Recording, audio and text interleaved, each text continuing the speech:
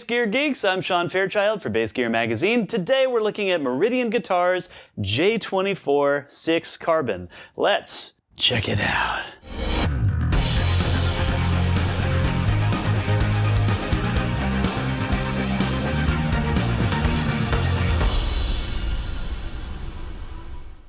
Alright, this is the J-24 model made by David Meridian. Meridian, I don't know how to pronounce that correctly in his native Italian. He sets up shop in Avezzano, Italy. I believe it's Avezzano. Did I get it right? Notes? Notes say yes. Let's hope I pronounced that right. It is a beautiful, beautiful bass. It is pictured here in carbon black. In fact, carbon is part of the model name of this one specific bass. It's the J-24 6 Carbon. There are a number of really cool features, but believe it or not, this is Meridian's take on a jazz bass. And after spending some time with it, I can kind of see where that's coming from. So Fender players will appreciate some of the dimensional characteristics about this bass. For instance, even though it's a 6-string, we're keeping 19mm spacing at the bridge. So we have full 4-string spacing. And you know, one of the things that tends to change on 5 and 6-string basses is that the necks tend to not get proportionally wider along with the string count. If you look at a 4-string bass, there's normally a fair amount of territory on either side of the strings. When you move up to 5 and 6 strings, oftentimes that distance shrinks a little bit. So one of the reasons that this neck might appear so wide to you, aside from the 19mm spacing, is that we're keeping roughly the same amount of fretboard to the sides of the extreme edges of the string spacing here as you would have on a 4-string bass. In addition to that, we have a 16-inch radius fretboard. It's a phenolic resin fretboard.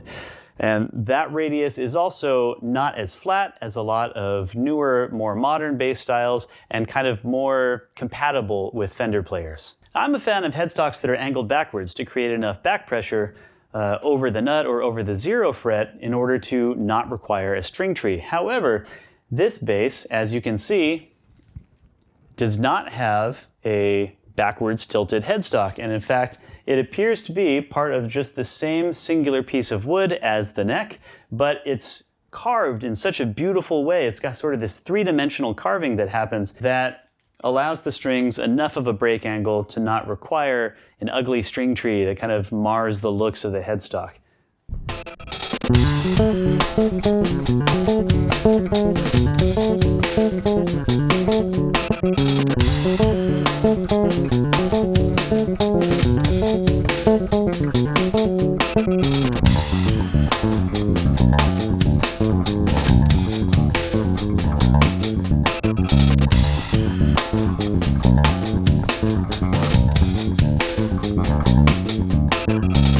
After those elements, for me, that's where any sort of Fender comparison ceases. This bears about as much resemblance to a typical Fender jazz bass as a Fodera Monarch. And on the subject of Fodera, I should also mention that I feel that these instruments are exceptionally well priced for their place in the US market.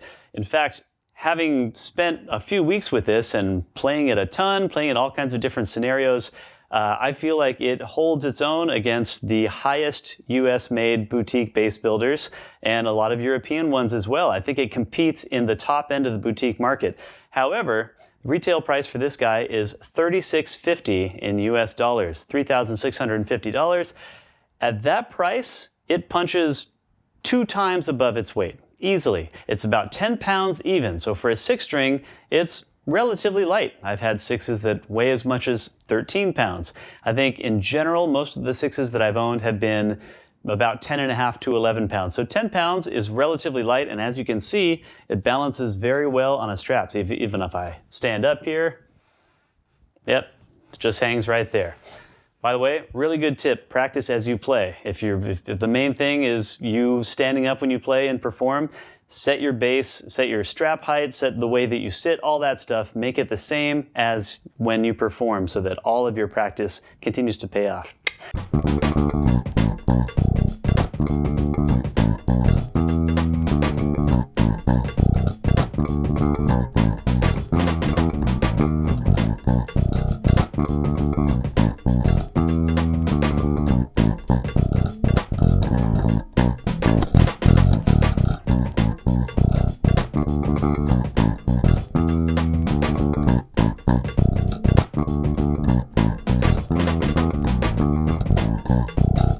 The engine house of the bass here are these Delano Times Square pickups, these 2 dual coil pickups. Each one is switchable for parallel, single, and series. And I found the bass to have the character that I prefer the most when kept in parallel or single. A note on single, it doesn't, in my experience, quite nail the typical jazz bass sound. Probably due to the fact that all the Delano pickups I have had and played before tend to be a little bit more modern voice than perhaps what you think of when you think of vintage jazz bass. However, I think this is a benefit. Why would you invest in such a beautiful statement as this just to make it sound indistinguishable from a typical jazz bass style instrument?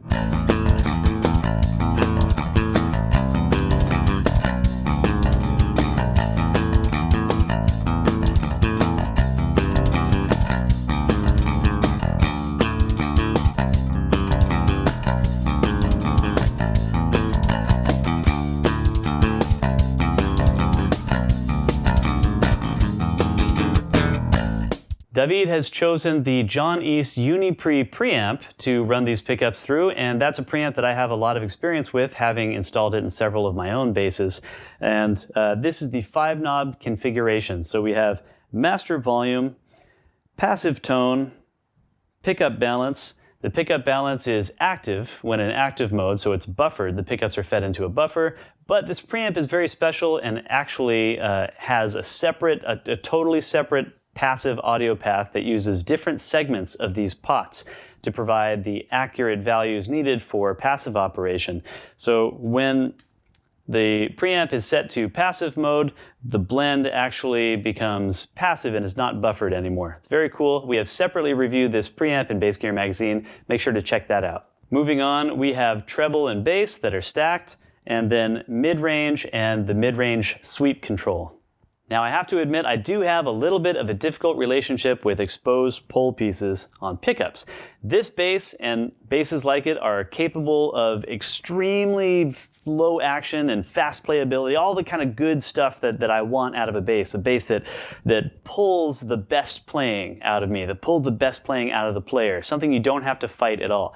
However, because of the styles of right-hand techniques that I use, some of which are a little bit more aggressive, a lot of strumming, flamenco-inspired strumming, and multi-finger thumps and pops and things like that, it's not uncommon for me in a setup like this where everything can be slammed down pretty low to force one of the lower strings into exposed pole pieces and get kind of a nasty DC thump.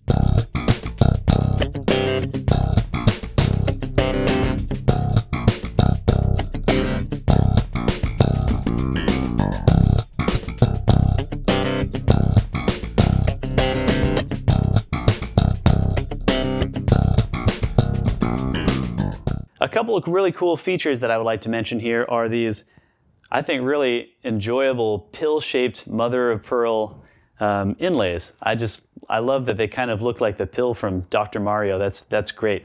And the side markers, hopefully, I'm assuming that I can get a nice zoom shot on this, but maybe we'll use some B-roll. The side markers are inlaid pieces of aluminum, which is also echoed in the aluminum band that runs along the top of this swamp ash top here. So there's a swamp ash separate top, a veneer, on top of the chambered swamp ash body, and they are stained slightly different colors and separated by this wonderful little aluminum strip. So there's definitely a lot of really cool, well thought out Italian design happening here. I mean, it's like the bass version of a supercar. It's so cool, and there's all these call-outs and design language that continue from one part of the instrument through the next, as they should. Aluminum accents here, and hopefully I'll take some good B-roll of this, but even in the pickguard, there are 2 layers of sandwiched aluminum that just complete this call-out package.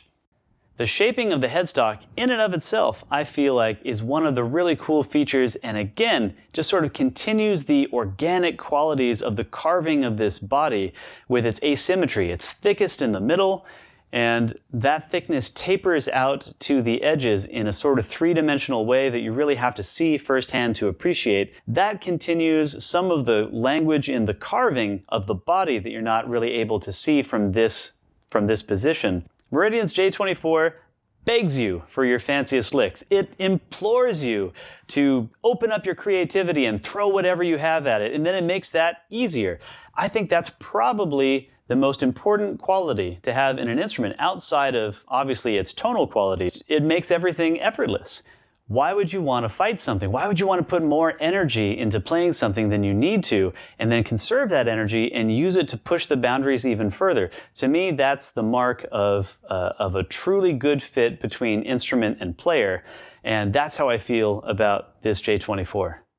For players who appreciate tonal tradition and familiar dimensions, but want to marry that with, modern aesthetics and increased playability, all the good stuff that sometimes is difficult from our favorite instruments of yesteryear, especially at a retail price of $36.50, at least the current price in US dollars, it's hard not to recommend the Meridian J-24-6. I mean, I think it's a pretty safe bet to be right up there on your shopping list with other high-end builders from anywhere around the world if you're looking for an instrument with these characteristics, and especially like a super J style bass. And the fact that you can get it as a 6-string, which is still not super common in the world of jazz bass territory, is just kind of the icing on the cake. All right, my friends, it is that time once again to wrap this up and go over the whole like and subscribe thing. So if you liked this video, and hey, I mean, what's not to like, right? This is just pure eye candy. Make sure to actually like the video, and make sure to subscribe to Bass Gear Magazine. And when you subscribe to Bass Gear Magazine, hit the notification icon. That way, you're the first of all your friends to know when we drop new info about sweet basses made in Avezzano, Italy, or anywhere else, or amps, all kinds of great gear. We review audio interfaces, software sometimes, anything that a modern bassist might be interested in. So make sure to join us. Again, my name is Sean Fairchild for Bass Gear Magazine, and I'll see you next time.